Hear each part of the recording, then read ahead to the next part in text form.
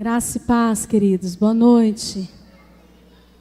Quantos estão felizes e cheios da glória de Deus? Amém? Amém mesmo? A presença de Deus é gostosa, né, irmãos? Dá um sorriso para a pessoa que está do seu lado. Diga para ela, a presença de Deus é gostosa.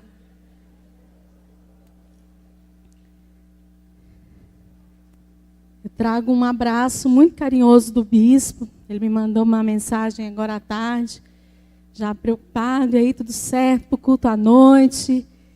E diz que está com muita saudade da igreja. Embora pareça pouco tempo, né? Eles foram tem uma semana, vai fazer uma semana na terça-feira. Mas quando a gente sai, a gente realmente fica com saudade, né? Então receba um abraço carinhoso do bispo. E hoje nós começamos uma nova série. Não sei se você observou algumas coisas diferentes aqui na igreja hoje. Quantos observaram? Quantos acharam estranho aquele negócio lá? Quantos sabem o que é aquela coisa que está lá no fundo? Mais ou menos, né? Um altar. Um altar de quê, Levi? Um altar, não, aquele não é de ouro, Levi. Aquele não é de ouro, aquele lá é de bronze, tá bom? O da entrada é de bronze, mas lá dentro é, de ouro. E nós vamos começar então nessa noite uma série sobre o tabernáculo. Eu estive aqui há quase 3 anos já, ministrando sobre o tabernáculo. Quantos estavam aqui naquela noite? Alguns, né? Foi bom, esses dias o Facebook me lembrou. E nosso desafio, então, nas próximas 4 semanas, é sermos ministrados pelo tabernáculo. Sermos ministrados não pelo objeto, mas pelo princípio que está atrás de cada objeto. Pelo princípio que está por trás do que Deus estabeleceu há tanto tempo atrás. E eu estava aqui essa semana preparando algumas coisas e quando os meus filhos viram a arca, eles olharam para ela e falaram, que é isso? Que é isso, mãe? E talvez seja a realidade de muitos cristãos, de não saber o que significa cada uma dessas coisas e nem saber o que é tabernáculo. Então, antes de entrar em tabernáculo, eu quero te lembrar uma coisa. O povo de Israel ficou como escravo no Egito por aproximadamente 430 anos. Quantos estão comigo? Digam amém. 430 anos aquele povo escravo. E durante esse tempo, Deus aparecia esporadicamente. Deus se manifestava esporadicamente. Deus se relacionava com um aqui e outro acolá. E depois de 430 anos, o povo muito sofrido lá no Egito, eles clamaram a Deus. E a palavra diz assim, que Deus ouviu o clamor dos hebreus. Que o clamor dos hebreus subiu ao céu. E quando o clamor dos hebreus subiu ao céu, Deus decidiu enviar um libertador. As crianças que estão aqui, crianças, cadê vocês? Porque hoje eu tenho uma missão, irmãos. Eu preciso alcançar o coração das crianças que estão aqui. Então nós vamos aproveitar esses meninos. Crianças, quem foi o libertador de Israel? Moisés. Vamos ver se as nossas crianças estão afiadas. A gente pensa que não, mas quando chega na cela, cadê o Mateus? O Mateus, fica em pé aí, Mateus, para todo mundo te conhecer. Mateus é filho dos nossos irmãos preciosos, Bruno e Juliene. E quando chega na cela, ele quase que não deixa a gente nem falar, porque ele absorve a palavra de uma forma muito intensa. Então não pense que esse menino que está aí do seu lado não está absorvendo, porque ele está assim. Então, depois de 430 anos, o que Deus faz? Deus envia Moisés para libertar o povo. E aí os irmãos já sabem do processo. 10 pragas, né? A travessia do Mar Vermelho, o mar se abre. E começa então uma viagem de peregrinação no deserto. E nesse tempo, nesse início de uma jornada, Deus começou a se relacionar com o povo através de um monte. Alguém lembra o nome do monte? Sinai.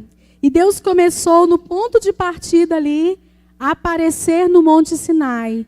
E ele chamava Moisés para subir o monte. Vem cá, Moisés, só Moisés.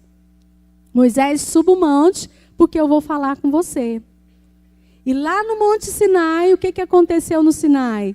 Deus entrega os 10 mandamentos. Tem uma novela passando aí, os 10 mandamentos, né? É um filme que a Record lançou. Talvez a grande... Quantos foram ao cinema assistir? Alguns. Eu não assisti, não sei se está ao pé da letra aí. Provavelmente não, mas dá para ter uma ideia bem bacana desse processo que foi. Mas o grande ponto é que Deus não se relacionava com o povo. E quando Deus chamava Moisés para subir ao monte, lá no capítulo... Nós não vamos ter condição de ler todos os textos, porque senão o nosso tempo é curto. É um tema muito gostoso, muita coisa. Mas abre a sua Bíblia comigo, rapidamente, lá no capítulo 19 do livro de Êxodo.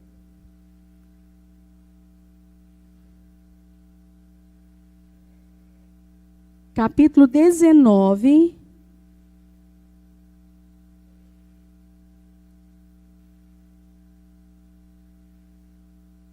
A partir do versículo 14. Diz assim: Tendo Moisés descido do monte, consagrou o povo, e eles lavaram as suas vestes. Disse ele então ao povo: Preparem-se para o terceiro dia, e até lá não se acheguem à mulher. Ao amanhecer do terceiro dia, houve o quê? Trovões, raios, e uma densa nuvem cobriu o monte. E uma trombeta ressoou fortemente. Pensa nesse quadro aí. Todos do acampamento tremeram de medo. Moisés levou o povo para fora do acampamento para se encontrar com Deus. E eles ficaram aonde? Onde que eles ficaram? Ao pé do monte. Cadê? O monte Sinai estava coberto de fumaça, pois o Senhor tinha descido sobre ele em chamas de fogo. Dele subia fumaça, como de uma fornalha. Todo monte tremia violentamente, e o som da trombeta era cada vez mais forte. Então Moisés falou, e a voz de Deus lhe respondeu. O Senhor desceu ao topo do monte Sinai, e chamou Moisés para o alto do monte. E continuando, versículo 21. E o Senhor lhe disse: Desça e alerte o povo, que não ultrapasse os limites para ver o Senhor, e muitos deles pereçam. Mesmo sacerdotes que se aproximarem do Senhor devem se consagrar, senão o Senhor os fulminará. Moisés disse ao Senhor: O povo não pode subir ao monte Sinai, pois tu mesmo nos avisaste. Estabeleça um limite em torno do monte e declare-o santo. Irmãos, veja que forte isso. Um monte com um limite, nem os sacerdotes, ou seja, nem os pastores, poderiam subir ao monte. Nem os líderes de célula poderiam chegar, ultrapassar o limite. Por quê? Porque seria consagrado, senão seriam fulminados. Por que disso, irmão? Porque Deus é santo. E naquele momento, naquele tempo, Deus ainda não tinha tido condições, ou melhor, o homem não tinha tido condições de se relacionar intimamente com Deus. Então Deus decide, lá para frente, habitar no meio do povo. Do momento que Deus manda Moisés construir o tabernáculo, até o dia que ele levanta, foi mais ou menos um ano, ou um pouco mais de um ano. E durante esse período, esse povo estava ouvindo a voz de Deus. Aonde? no monte. O monte pegava fogo, o monte tremia. O monte, eu fico imaginando um monte com um vulcão entrando em erupção, porque é isso, né? Pegando fogo, saindo fumaça, tremendo, sacudindo, ouvindo tremores, trovão. E havia um limite que o povo não podia passar, porque se passasse, o que acontecia? Morreria. Eu estava explicando para Ana Clara, minha filha, isso aqui era tão santo, que se alguém ousasse tocar, o que acontecia, irmãos? Quem que morreu porque tocou sem querer? Uzá. Uma vez essa arca estava sendo carregada numa carroça, o boi tropeçou e Uzá, na maior das boas intenções, veio para segurar a arca para ela não cair, e ele que caiu morto.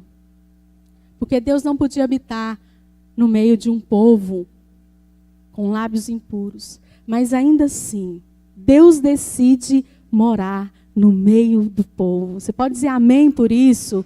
Porque isso é graça. Deus decide morar no meio do povo. E a imagem não está muito boa, eu não consegui encontrar uma imagem muito boa. Então, esse era o tabernáculo. Deus decide, junto com Moisés, fala: Moisés, agora eu vou construir um lugar para eu habitar. Porque vocês vão começar uma jornada de 40 anos. É claro que Deus não contou para Moisés esse detalhe, né? Mas vocês vão começar uma caminhada. Então, daqui para frente vocês vão. E Moisés olha para Deus e fala: Deus, se o Senhor não for, eu não vou. Quantos se lembram desse momento? Se o Senhor não for conosco, nós não iremos. Então Deus disse: então agora nós vamos fazer um tabernáculo. Eu vou fazer para mim uma casa, para eu poder habitar no meio do meu povo. E foi isso que aconteceu.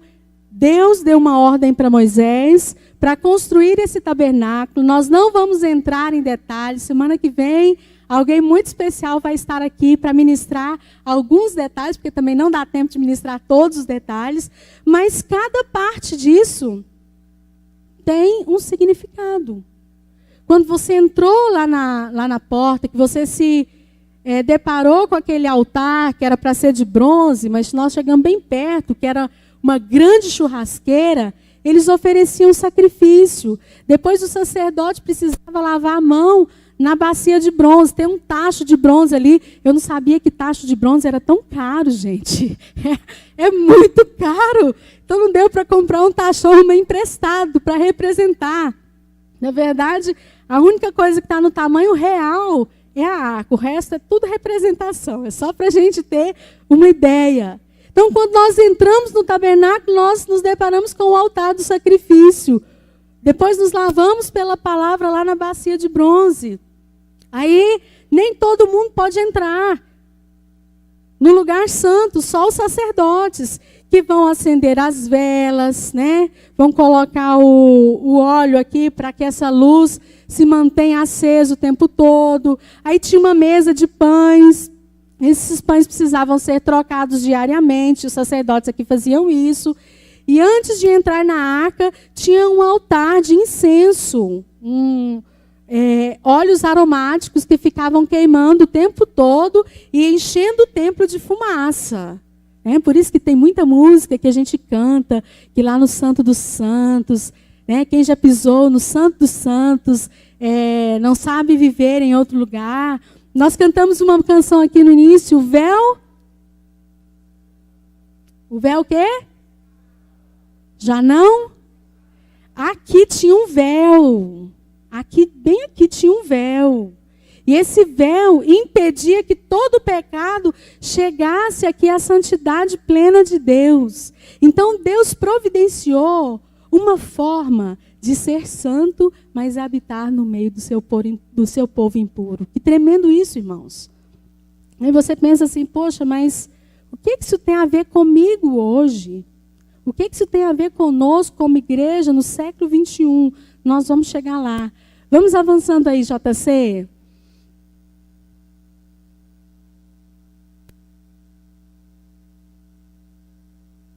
Então Deus decide habitar no meio do seu povo. Vamos para o próximo?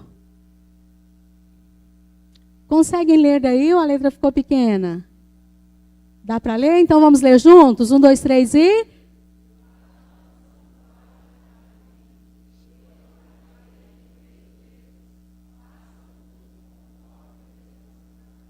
Façam tudo conforme eu.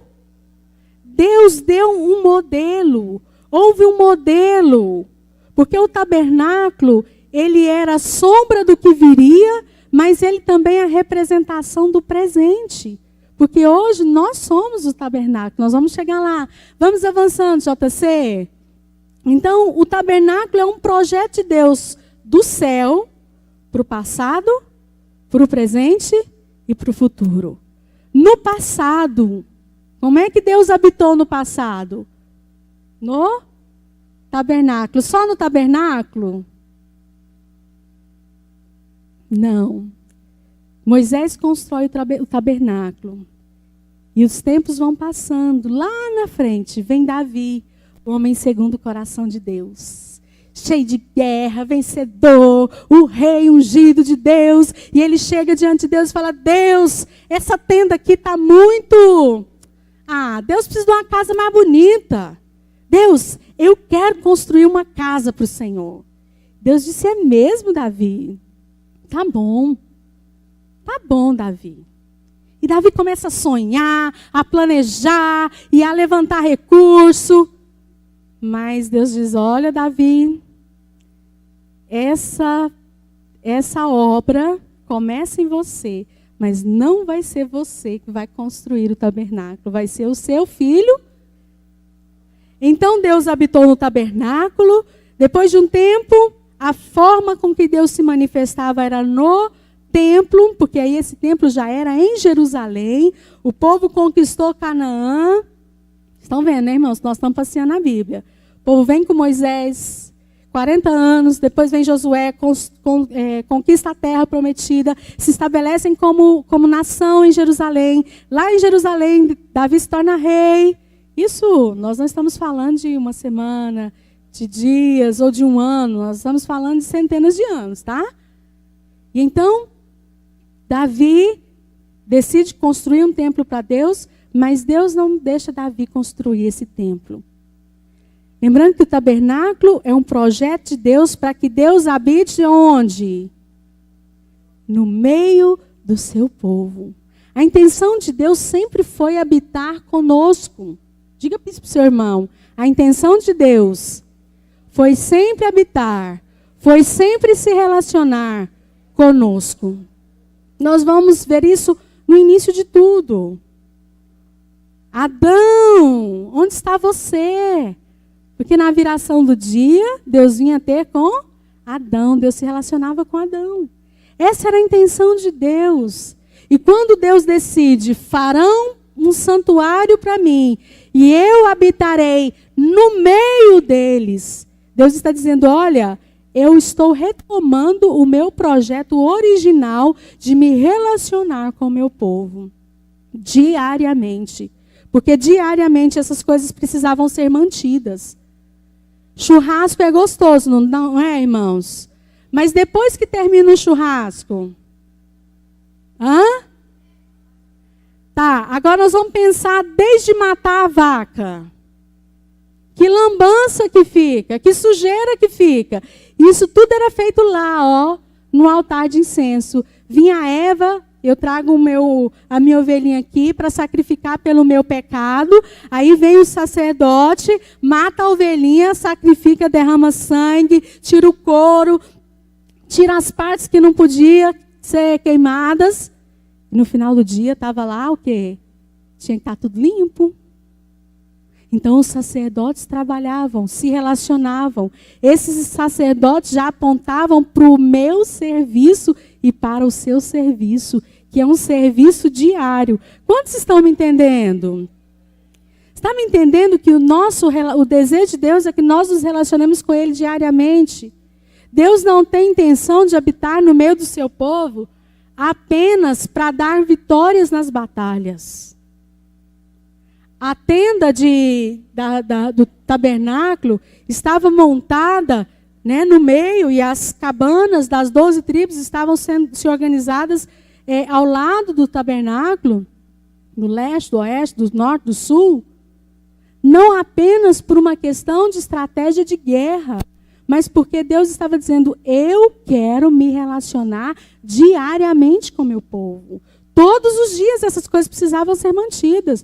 Todos os dias nós precisamos de incenso, de oração. Todos os dias nós precisamos comer o pão da palavra de Deus. Não é de verdade, tá, irmãos? Talvez alguém olhou aí e pensou, é de verdade. Não é de verdade.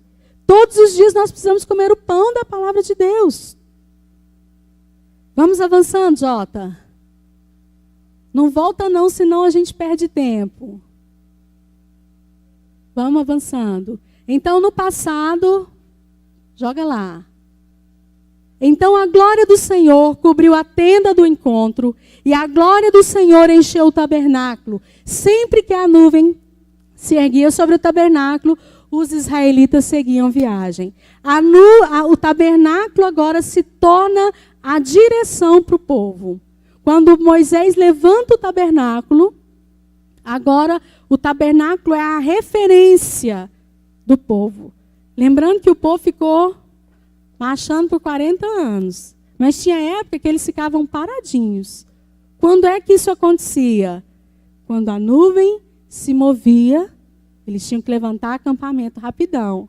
Quantos gostam de acampar? Deixa eu ver, tem alguém aqui que gosta de acampar? O Edinho. Edinho, é fácil montar um acampamento? Me desmontar um acampamento. É horrível, é difícil. Parece que os trem na volta não cabem no saco, nas coisas, não é, irmãos? Quando a gente vai viajar é assim. Então, de repente, a nuvem estava sobre o tabernáculo. E, de repente, essa nuvem se erguia. Eles tinham que sair catando tudo, organizadamente, é claro. Porque cada coisa tinha alguém responsável para carregar cada utensílio desse. Arrumar suas barracas e, vamos marchar. Aí a nuvem parava, montava o tabernáculo de novo, começava tudo de novo. Daí mais um tempo, vamos que vamos. Isso fala do mover de Deus para nós. Tudo isso é princípio. Vamos avançando, Jota. E aí, tem esse versículo, lê comigo bem forte. 1, 2, 3 e...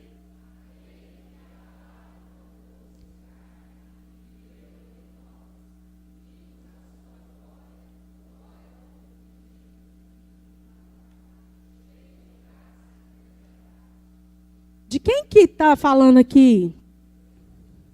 No passado, Deus também viveu entre os homens através de Jesus. Quando Jesus se torna carne, ele estava onde? No meio. Aquele que é a palavra, ou seja, Jesus, tornou-se carne e viveu onde? Entre nós. Olha o tabernáculo aqui. Ele estava entre nós, lá no passado. Mas hoje, onde está a presença de Deus? Bata o seu peito aí e diga, em mim. Em mim. No passado, Deus habitava no tabernáculo. No passado, Cristo estava no meio do seu povo. Mas hoje, no presente, Cristo está em mim. Cristo está em mim. Cristo está em mim. Você está entendendo a dimensão dessa revelação, irmãos? Antes, Jesus estava no meio do povo. No comecinho de tudo, ninguém podia chegar nem no limite. Quanto mais chegar perto. E tem um outro versículo aqui no livro de Êxodo que fala assim que Deus chama os sacerdotes, os ministros, os músicos, né? Deus chama os líderes e diz assim, olha, não se aproxime mais. Adorem à distância. Já pensou adorar a Deus à distância? Já pensou que difícil nós termos aqui a manifestação plena da palavra de Deus, da presença de Deus, e a gente não poder chegar? Era assim. Mas aí Jesus vem e decide morar entre nós. por causa da vinda dele. Agora onde ele está? Jota, passa para frente. Vamos ler juntos? Não, vamos organizar. 1, 2, 3. 1, 2, 3 e...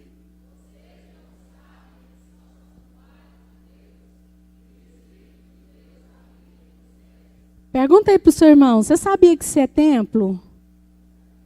Pergunta para o outro, você sabia que você é morada?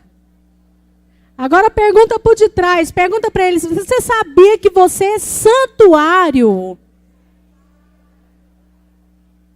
Quando esse texto aqui está falando, vocês não sabem que são santuário, ele está dizendo, vocês não estão se lembrando que vocês são tabernáculo de Deus, que vocês têm coisas santas, tem a arca, tem óleo, tem pão, tem luz, tem sacrifício, tem que se lavar. Vocês não estão entendendo isso? Era isso que o apóstolo Paulo está dizendo. Ele estava dando uma sacolejada na igreja de Corinto, dizendo assim, hello, acorda meu filho, acorda para a vida. Todo dia tem que confessar pecado.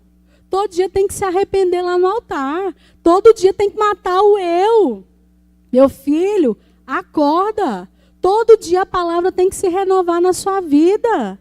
Meu filho, acorda, acorda. Todo dia a sua vida precisa ser guiada pela luz do candelabro. Meu filho, acorda. Seu alimento não é a internet. Meu filho, seu alimento não é suas dores, suas tristezas.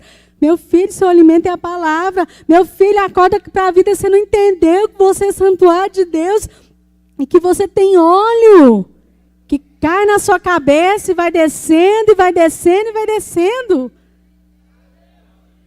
Amém, irmãos? Meu filho, você não entendeu que a arca de Deus está nos seus ombros.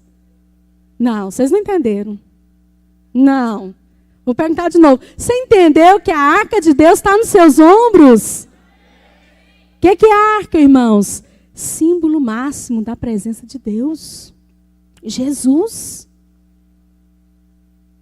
Enquanto somente alguns poucos homens podiam pôr os ombros aqui de baixo e carregar, hoje nós carregamos aqui.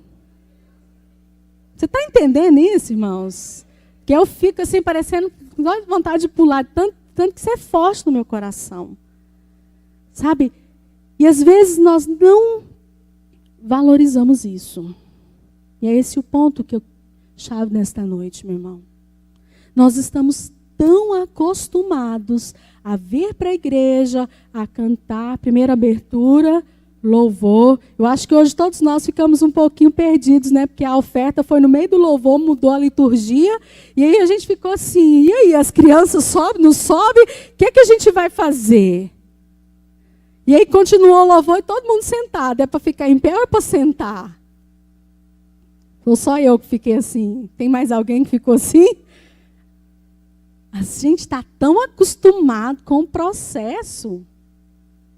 Terça-feira é redil, quarta-feira célula, sexta-feira de 15 em 15 dias tem a tal da vigília, que eu não dou conta de vir, mas vou me esforçar, Jesus. Aí no domingo, no sábado, né, de vez em quando tem aquela comunhão da célula, se vocês quiserem me convidar, fica à vontade.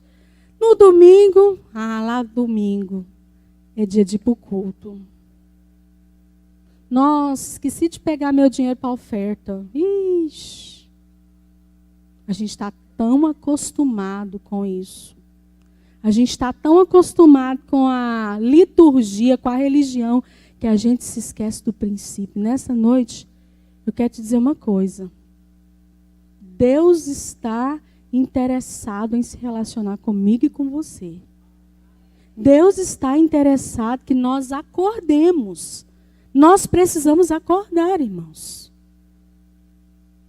Talvez essa palavra não seja tão agradável como você gostaria. Nem para mim. Primeiro para mim. Que antes de subir aqui, primeiro a gente leva aquelas... Cadê a Josi? Está aí, Josi? Tá não, né? Tá não. Tá lá em cima? Estava aqui na sexta-feira organizando as coisas, preparando para organizar essas coisinhas. E eu vim de uma estrutura de igreja em que isso aqui era santo. Né, irmão Santana? Irmão Santana, cadê a Ana de Lourdes? Está aí? Deus Lene? Tem ninguém? Então eles não vão lembrar. Então aqui não vão lembrar. Jean está aqui. Jean vai lembrar disso. Nós viemos de uma estrutura, né, Jean? Que a gente não podia jogar bola dentro da igreja. Nem ping-pong. E quando a igreja batista trocou o piso e pôs esse piso aqui, vieram as máquinas, arrumaram as coisas e os jovens foram chamados, né? Jovens e adolescentes, né, Jean? Você está na turma? E eles entraram para dentro da igreja para lavar a igreja. Agora imagine esse piso novinho, cheio de sabão. O que menino vai fazer? Hã? Pois é, mas eles não só escorregaram, eles pegaram uma bola e começaram a bater bola dentro da igreja. Não foi isso, Jean? E eles quase foram crucificados de cabeça para baixo. Foi ou não foi, Jean? Irmã Santana lembra disso, irmão? Lembra disso, irmã Lourdes? E aí, eu venho desse tempo. E quando eu chego aqui na igreja, que eu vejo uma cadeira jogada, quando eu vejo alguém, coisas da igreja que ninguém tem cuidado. Ah, é da igreja mesmo? Pega um pano, suja, embola, não tem coragem de enxaguar. Usa o banheiro, não tem coragem de dar uma descarga. Eu fico, irmãos, não fico endemoniada porque eu tenho o Espírito Santo. Mas eu fico muito indignada, eu fico mesmo. E essa semana, na sexta-feira, eu tive essa experiência. Eu não endemoniei porque o Espírito Santo habita em mim. Eu cheguei aqui para organizar as coisas e para procurar umas coisas e eu não achei as coisas que eu estava procurando.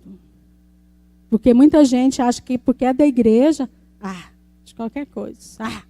Da igreja,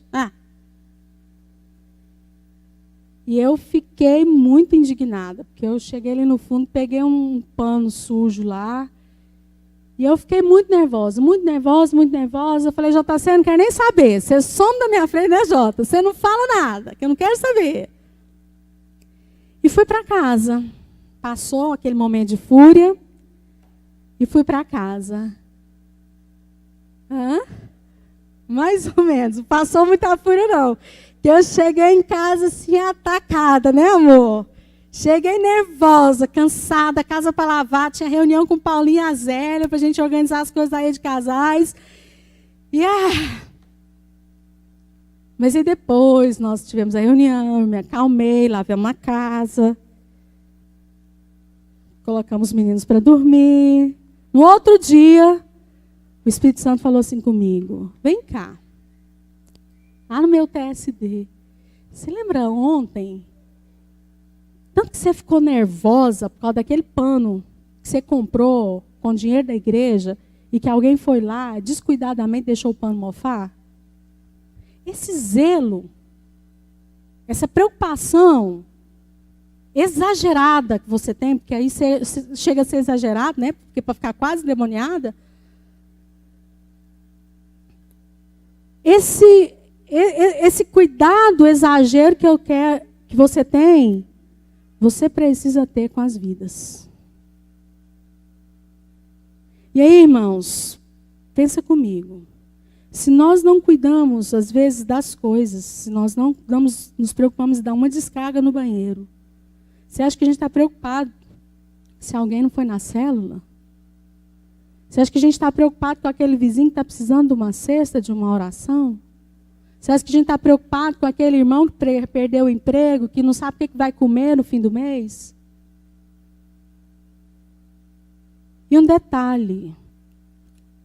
Moisés levantou o tabernáculo, mas ele não levantou sozinho. A palavra de Deus diz assim, que todos aqueles que tinham coração disposto vieram e ofertaram. Diga para a pessoa que está do seu lado aí, tabernáculo foi obra cara. Isso aqui eu não pesquisei, mas isso aqui, ó, era madeira revestida de ouro. Ouro. Isso aqui é ouro maciço. Pensa, como que uma peça dessa, o tanto que uma peça dessa deve pesar. E o tanto que ela deve ser cara. Pensa que isso aqui, que não é essa medida, é outra medida, era madeira revestida de ouro. Como é que eles transformaram tudo isso em ouro? As irmãs pegaram os brincos que ela tinha de ouro, vieram e depositaram lá aos pés de Moisés. Vamos construir o tabernáculo. Deus mandou, vamos construir o tabernáculo. O bronze que é tão caro, aquele tachinho de bronze ali não pode sumir, viu, irmãos? Por favor. É emprestado.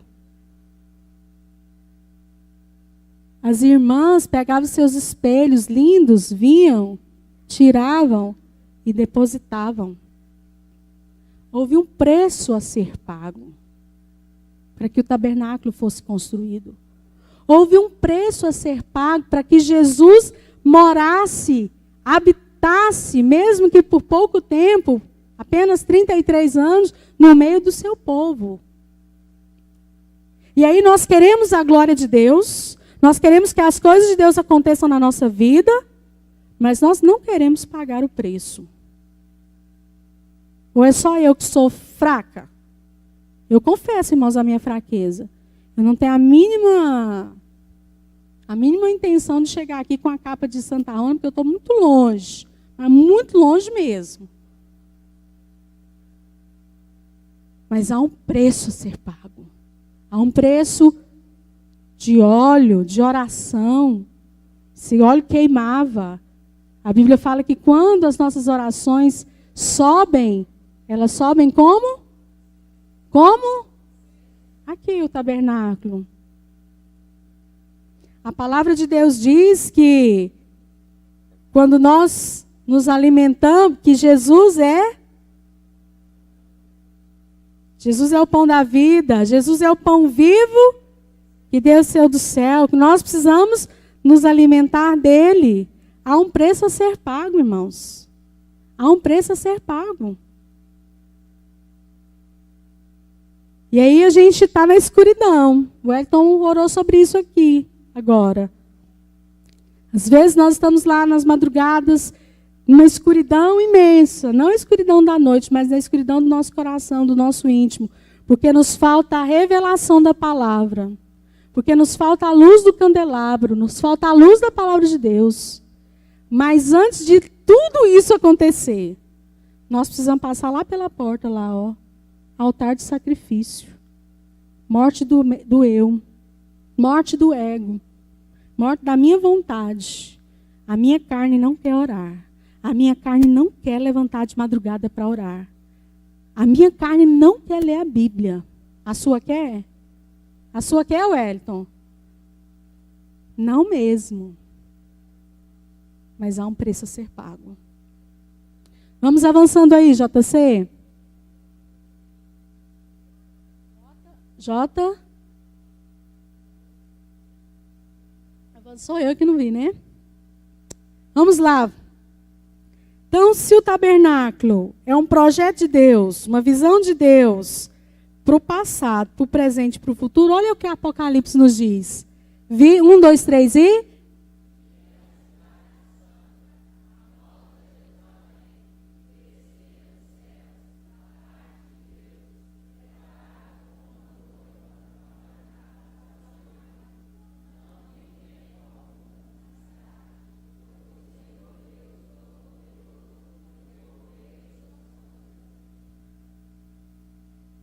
Quem viu? Quem? João, o discípulo amado. Foi levado aos céus. E quando ele olha para o céu, ele não vê tabernáculo. Ele não vê santuário. Está dizendo ali, ó. Não vi templo, não vi santuário. Eu vi uma cidade, uma nova Jerusalém. Por causa de um motivo. Agora, nós estamos, ó, amalgamados. Nós nos tornamos uma unidade. Lá no céu, não tem essa de eu ter que pagar um preço de me relacionar com ele. Quantos casais estão aqui? Deixa eu ver. Dá a mão para o seu marido aí, para sua esposa. Aquela mão cruzada assim, ó. Isso, levanta as mãos. É isso. Lá no céu é isso aí. Amor. Lá no céu é isso aí. Não tem ele ou ela. Tem? O que é casamento? É ele e ela? Sim ou não, irmãos? Casamento não é ele e ela. Casamento somos nós. Casais, diga para ele aí, para ela, fala assim, casamento somos nós. Preparação para jantar de casais, viu, gente? Amor, casamento somos nós, amor. Irmãos, Deus está preparando uma noiva. Quem é noiva? Não, quem é noiva? A noiva é uma. A noiva sou eu, mas quando casar, vamos ser nós. Eu sou a noiva de Jesus, você é a noiva de Jesus. E Ele está nos preparando para quê? Para nos tornarmos um. E eu quero rapidamente passar aqui algumas características. Jota, coloca aí a primeira. Com o tabernáculo, Deus resolveu o problema de se relacionar no meio de um povo pecaminoso. Então, Deus se manifestava de épocas em épocas, mas com o tabernáculo, Deus resolve. Aqui tinha uma cortina. Aqui, ó, só o sumo sacerdote entrava uma vez por ano. Uma cordinha cheia de sino pendurada aqui no cinto. Porque se ele entrasse de qualquer jeito, ele caía morto e o povo não podia nem entrar para tirar o defunto. Mas, de lá para cá, né, porque aqui já é o lugar santo, de lá para cá, tem uma outra cortina. Não coloquei aqui porque nós, semana que vem, vamos trabalhar sobre isso. E essas cortinas indicavam que o pecado do povo ia ficando cada vez mais separado, mais distante da presença de Deus. Então Deus resolve o problema de um Deus santo habitando no meio de um povo pecaminoso. Mas Deus também resolve uma outra questão, que é a questão de, no início, no ponto de partida, Deus se manifestava onde? No monte. Mas o monte ia andar com eles? Não. Então Deus precisava de uma coisa prática. O tabernáculo era prático, era portátil. Então, onde que o tabernáculo ia, o povo ia. E ali Deus se manifestava, Deus falava, e Deus manifestava os seus milagres. Uma terceira característica é que o tabernáculo revelava riqueza e beleza. Irmãos, nós não temos ideia, porque aqui, vamos imaginar que o tabernáculo está ali, tá? Então aqui tem uma tenda, e essa tenda tinha colunas, todas revestidas de ouro. E quando esses sacerdotes entravam para colocar óleo, entravam para trocar os pães, o que esse povo via? Ouro. No teto, a cobertura tinha um tecido com anjos, decorada com anjos bordados em fios de ouro. Deve ser a coisa mais linda do mundo, mais magnífica do mundo. Então o tabernáculo revelava a riqueza e a beleza. Quando nós olhamos para nós, você vê riqueza e beleza em você? Não. A gente não vê. Sabe por quê? Porque a gente não está vendo o tabernáculo habitando em nós. Cristo vivo habitando em nós. Porque se nós tivermos esta ótica de que Cristo habita em mim, quem é Cristo, gente? Ele é rico ou pobre? Ele é bonito ou feio? Agora, se o rico habita em mim, eu sou o quê? Se o bonito habita em mim, eu sou o quê? Obrigada, Verinha. Agora, irmãos, olha bem. Nós cantamos uma canção aqui, Ele Me Ama. Houve uma ministração. Eu já participei dessa ministração várias vezes. Eu já vim à frente várias vezes porque eu não conseguia entender e me sentir amada por Deus. Por quê? Porque a nossa ótica não está ajustada segundo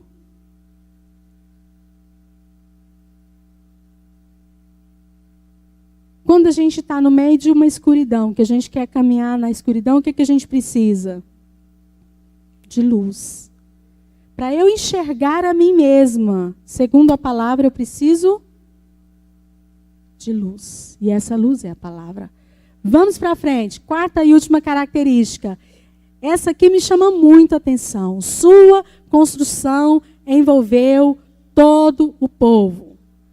Quem é aqui que gosta muito de trabalhar em grupo? Tem alguém que gosta de trabalhar em grupo? Eu não gosto muito, não. Sou carne de pescoço, né, irmãos? Eu sei. Só tem um detalhe. A igreja, a noiva, o edifício que está sendo construído, precisa de todos juntos. Agora dá a mão para o seu irmão aí. Fala, sem você não tem igreja. E aí, quando a gente cantou a primeira canção, eu sei que foi pago um alto preço, pega na mão do seu irmão, cumprimenta o seu irmão, vai lá, por que a gente... Daqui eu não saio, daqui ninguém me tira. Sabe por quê, irmãos? Porque são resistências que o inimigo já construiu em nós. Agora, você quer ver o reino de Deus progredindo, prosperando sobre a terra? Quantos querem ver o reino de Deus avançando, conquistando? Vou perguntar de novo. Quantos querem ver o reino de Deus avançando sobre a terra? Glória a Deus! Só tem um detalhe. O reino de Deus só vai avançar sobre a terra. Dá a mão para o seu irmão aí de novo. Se você andar direitinho junto com ele aí, dando a mão para ele. E sabe por que nós não crescemos ainda tanto que nós deveríamos crescer? Porque nós estamos divididos. Sim ou não? Concordam comigo?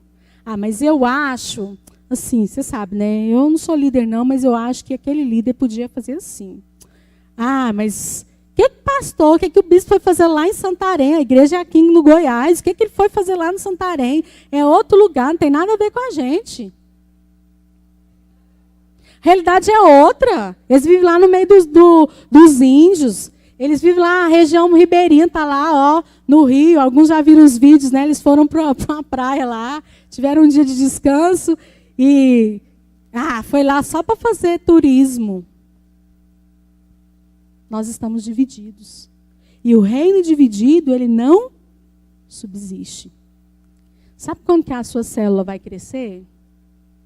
Quando você der a mão para o seu líder, para o seu discípulo, para o seu irmão lá, e ficar todo mundo junto. Viu, o Lucas? Gente, fica de pé aí, Lucas e Eva. Eu quero apresentar para vocês os nossos discípulos.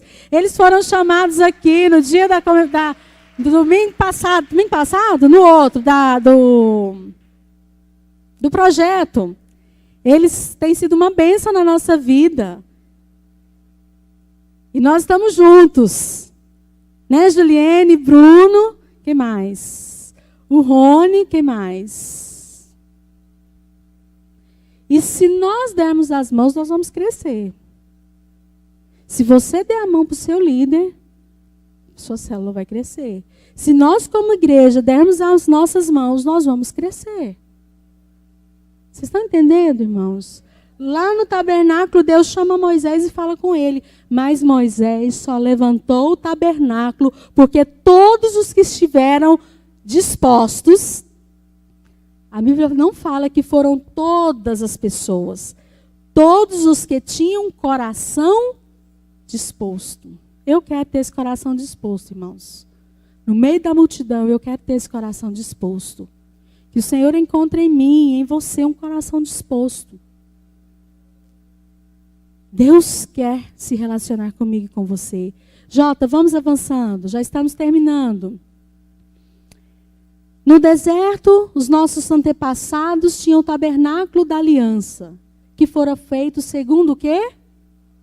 A ordem de Deus. Olha que preciosidade aqui, de acordo com o modelo que Deus mostrou a planta. O projeto é de Deus. Deus pega a planta, o projeto e mostra para Moisés. E Moisés faz tudo. Tendo recebido o tabernáculo, os nossos antepassados o levaram, sob a liderança de Josué, quando tomaram a terra das nações, que Deus expulsou de diante deles. Esse tabernáculo permaneceu nessa terra até a época de Davi, que encontrou graça diante de Deus e pediu que ele lhe permitisse providenciar uma habitação para o Deus de Jacó. Mas foi Salomão quem lhe construiu a casa. Essa aqui é a revelação da noite. Todavia, vamos ler juntos? 1, 2, 3 e... O Altíssimo...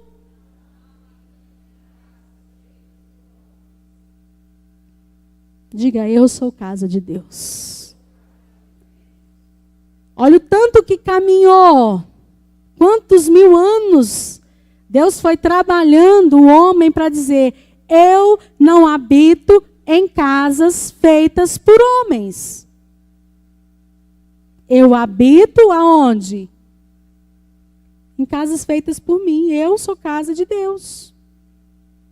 Então, a gente não precisa ficar louco com os utensílios daqui. Precisamos ser cuidadosos. Porque essas 4 paredes não são casa de Deus. Mas eu e você somos casa de Deus. Amém? Esse lugar se torna santo não por causa do prédio, mas por causa dos santos que estão aqui. Amém, irmãos? Amém? Quantos santos nós temos aqui? Quantos santos nós temos aqui? Amém? E caminhando para o fim, vamos lá, Jotinha. Olha as semelhanças do tabernáculo com a igreja. Primeiro é o quê? Um edifício que está em construção. Uma pedrinha aqui, um ajuste ali, uma argamassa ali, um cimento acolá. Construídos por todos os que estão. Se a filmadora de Deus, se a câmera de Deus estiver passando aqui nesta hora, qual o coração disponível que ele vai encontrar aqui? Eu quero que seja o meu. Eu quero que o meu esteja na lista. Deus não está à procura de gente desocupado. Deus não está à procura de gente qualificado. Deus está à procura de corações disponíveis. E a mulher samaritana não entendia isso.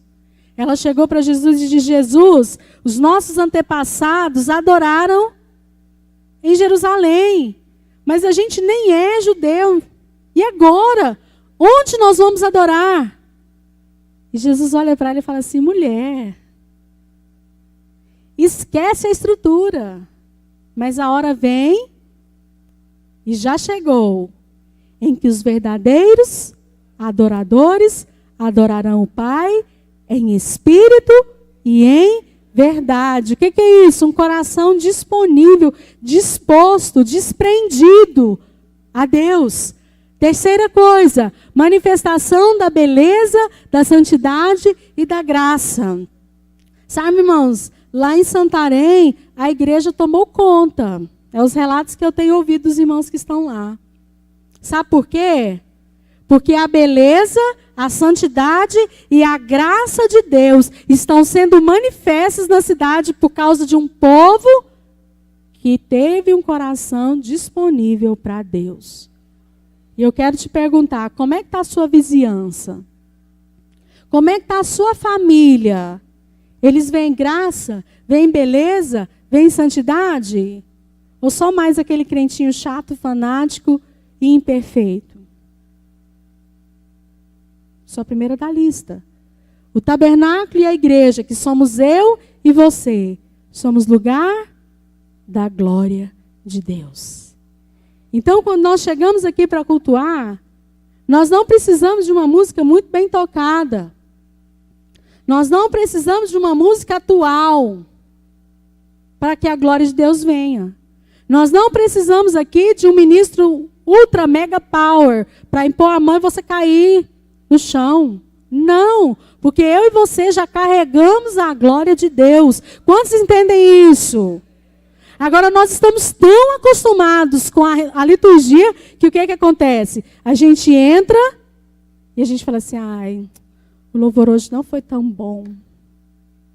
Você viu?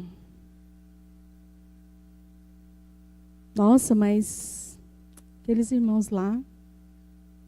Ixi, o bispo está chegando e vai falar só de célula, de discipulado. Ai, ai, ai.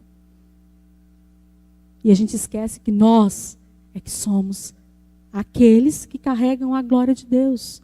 A responsabilidade é minha, é sua, é nossa. Quantos estão comigo? Vamos adiante, Jota. E eu quero caminhar para o final com esse texto. Vamos ler juntos? 1, 2, 3 e...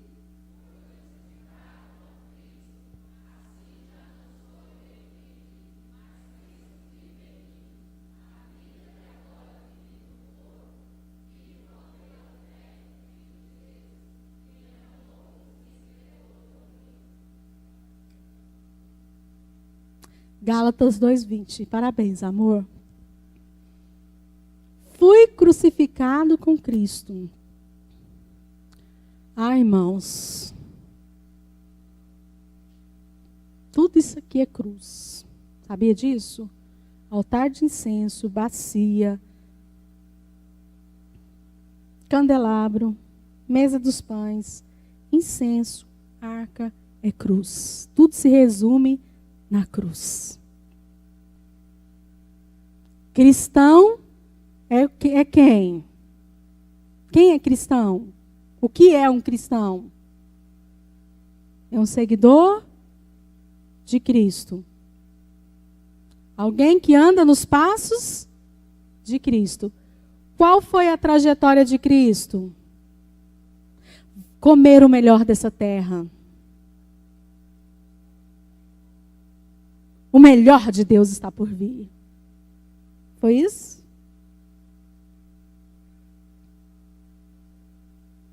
Eu quero mais é ser feliz.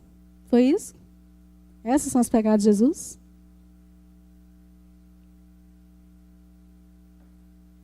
Quais foram as pegadas de Jesus? Aquele que quiser vir após mim, negue-se a si mesmo. Ah, mas aquele irmão lá não dá para... Eu não vou com a cara dele. Aquela irmã, passa e nem me cumprimenta. Irmão, se eu passei por você e não te cumprimentei, você me perdoa, porque eu sou muito desatenciosa. Não é de intenção, de nariz empinado, tá bom? É porque às vezes eu chego na igreja, tenho que resolver alguma coisa, eu já melhorei muito, né, amor? Mas aí a gente começa a levantar preconceitos. E esquece da cruz. Ah, quantas vezes eu tenho que perdoar meu irmão? Hã? 70 vezes 7. Dá quanto? Quanto aí os bons de matemática? 490 vezes ao dia. Não é 490 vezes na vida. É ao dia. Então, se eu não te cumprimentei, me perdoa de novo. Tá bom? Tabernáculo é cruz. Relacionamento com Deus é cruz. Ah, ele já avançou. Olha que lindo. Irmãos, eu nunca tinha visto isso. Olha que forte isso. Quando nós entregamos a nossa vida para Jesus, nós decidimos nos tornar nova criatura. E para isso nós morremos, sim ou não? E aí nós vamos para o encontro, nós começamos o discipulado, nós começamos a receber o quê? A palavra. Vamos sendo lavados, sim ou não? E o processo continua. E a gente vai avançando. A gente recebe o incenso, a gente recebe uma porção de revelação, a gente vai sendo iluminado. Aquilo que abatia a gente, aquilo que deixava a gente já fraco, hoje já não deixa mais. E essa caminhada vai chegando, vai avançando, até a gente chegar lá no céu. Até a gente chegar lá no céu.